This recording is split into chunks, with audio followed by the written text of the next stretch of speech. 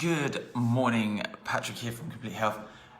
I just want to talk about drugs versus chiropractic and really the biggest differences between chiropractic and medicine.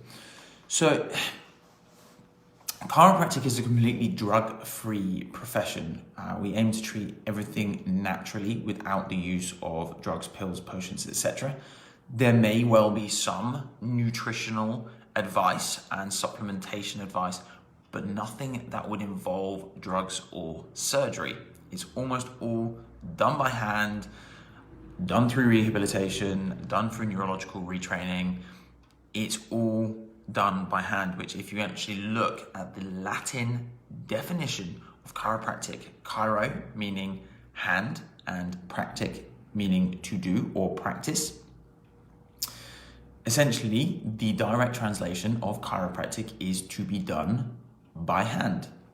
Now, medicine is the use of chemicals or lotions that change the chemical processes within our body to try and restore balance in a chemical process.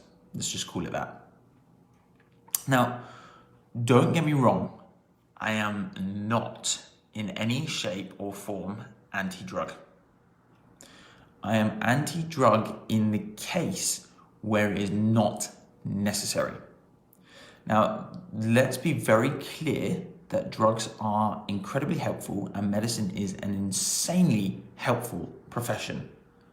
However, it should not be our first point of call, especially when it comes to mechanical, spinal and neurological issues, which could be resolved by people changing their lifestyle factors. And let me explain what I mean by that. When we look at pretty much all disease that's ever taken place on the planet, we can look at, say, for example, something like back pain or high blood pressure, even something as extreme as cancer. And I know that people shudder when I say this. These are self-inflicted diseases. I know people will shudder when I say that. Why? Because nobody wants to believe that they were the reason for the cause of their own disease. Why? Because if it was our responsibility, it was our fault when something goes wrong. And as a result, if it's our fault, then we have to take blame for the action. And most people don't want to take blame when they do something wrong. And I know that's uncomfortable, but it's the truth. And sometimes the truth isn't necessarily always the thing that we want to hear. But if we are constantly changing the chemicals that we put into our body, e.g., we're eating the wrong foods every single day, we're not exercising enough, we're smoking, and we're drinking too much alcohol. And someone always says, it always amazes me when someone turns around and says, oh, but that person was so healthy, why did they develop X? And the reality of it is if you break it down, if they're living in the middle of London, and they go out for meals a couple of times a week, but they are very fit and active.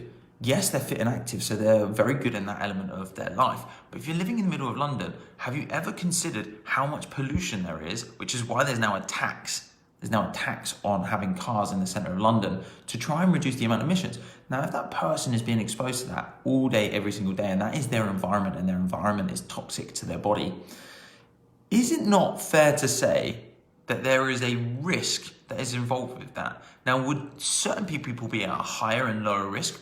Absolutely. And that's where obviously we can have the argument that genetics can cause cancer.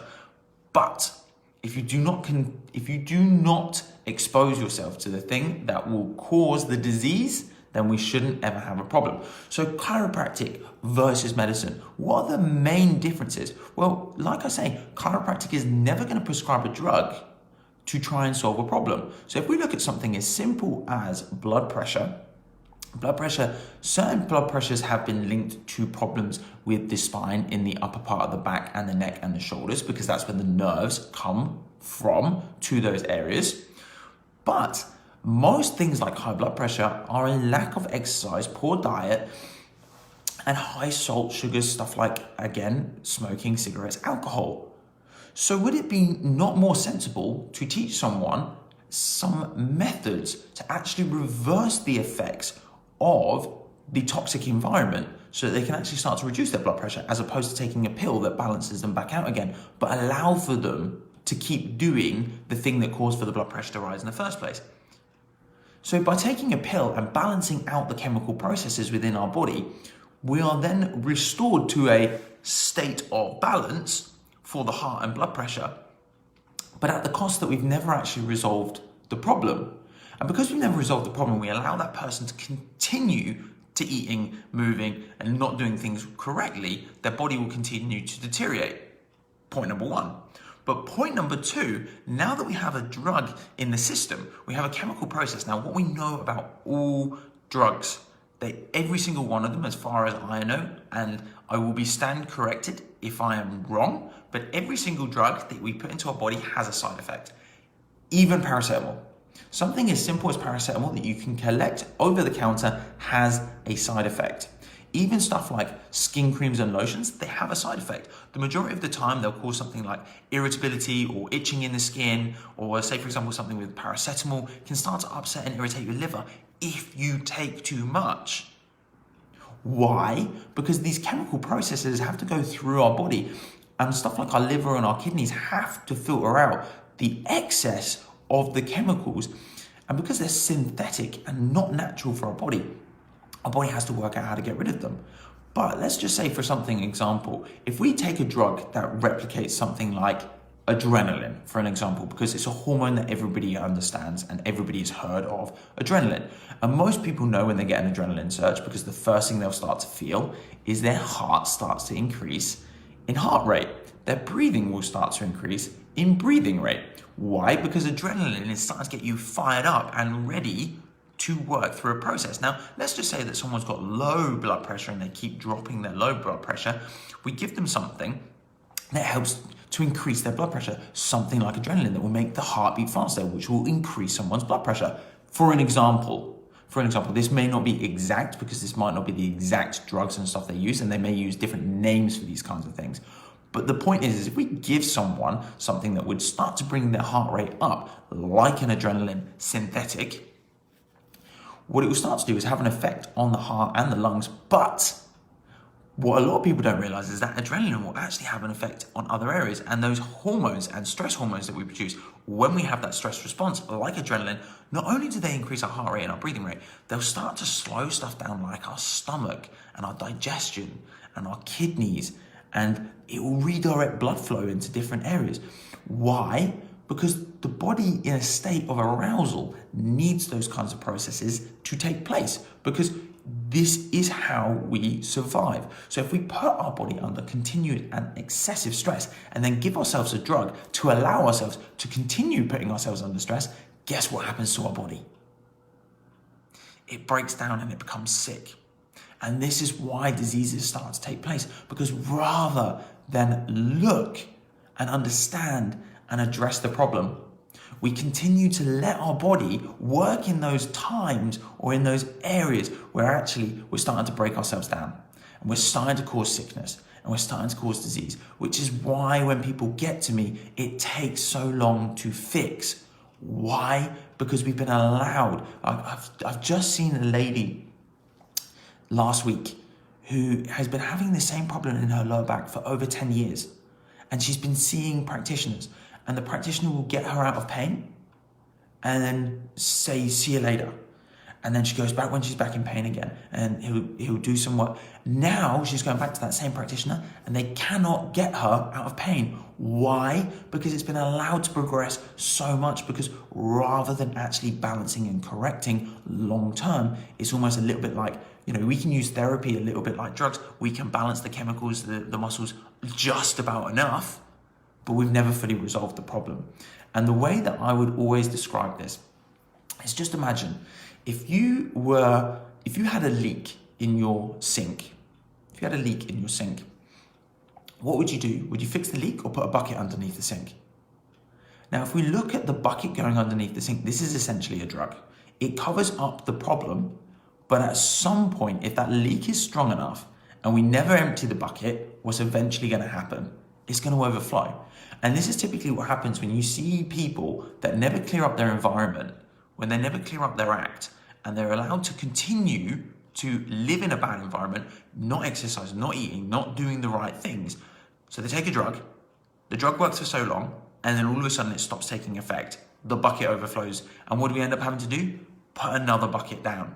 And we end up having so many drugs that we don't know which one's going to now take effect. And the problem is you then can't take that person off the drugs because their body has become so reliant on those things that we can't actually take people off, which is sad. So let's not let our health system, by the way, we're one of the countries in the world, and you'll notice I'm going on a bit of a rant here. We're one of the countries in the world that spends one of the highest per capita on healthcare. But we're not even in the top 10 healthiest countries in the world. And yet, at a time where we're spending so much and we've got so much going on, we're actually still one of the countries with the highest rate of COVID. And we have to ask the questions, why? Why are we the highest rates? Why are our bodies not healthy enough to fight off things when other countries like New Zealand are allowed to all go out? And by the way, I've got a buddy that lives over in New Zealand at the moment, and he will tell you they are super health conscious over there. Why? Because they know it makes a difference not only in how they feel and how they look, but actually it starts to improve the function of our immune systems, our muscle systems, our nerve systems, so that our bodies can actually function at a better level. They can live a better quality of life. So look, if you want some advice, maybe you're on a load of drugs and you want some advice on maybe how you can reduce some of those, then please just ping us a question. Like, that's what we're here for. We're here to serve you guys. Now, I'm not a pharmacologist and I'm not a doctor. However, I do understand physiology and I do understand the basic processes of actually starting to help to naturally reverse the effects of chemical stresses, e.g. our environment being toxic. That's what my whole degree was about. So if someone's got high blood pressure or stomach issues or irritable bowels, we know that there are ways of actually reversing these effects. We just have to find what works for you. And it's going to require some time. It's going to require some experimentation. So just note that. Like I say, I've gone on a bit of a rant today, so hopefully you'll find some value in this. I'm super passionate about this stuff. I can't actually remember, honestly, off the top of my head, I can't even remember the last time I've had a prescription drug. I honestly can't remember it. I think the last time I visited my doctor or GP was actually to get my license to practice. That was the last time I saw my GP. And the only time this was quite funny for me, is that when me and my girlfriend were applying for our mortgage a year and a half ago, they asked us for the address of our GP. And I sat in the mortgage broker, and I turned to my girlfriend and I said, Chrissy, I don't actually know where I'm registered as a GP. She's like, when was the last time you went? It's like 10 years ago. 10 years ago. Because I refuse to use that kind of service. I would much rather look at things naturally first. Even something as simple as paracetamol. I will not take paracetamol. I will jump straight onto my chiropractor's and massage therapist bench. Why? Because I think that this body needs the TLC as opposed to covering up symptoms. And I know maybe I'm blessed because I'm still 29. But at some point, things are going to have to change, and I'm taking care of the actions now so that I don't have to worry about it later down the line. So, like I say, need any advice? Jump on, leave us a message. Like I say, I know I've gone for a bit of a rant this morning, but if you need the advice, please get in touch, because that's exactly what we're here for. Until tomorrow, Patrick here from Complete Health, and I'll speak to you again soon. Good morning, whoever jumped on.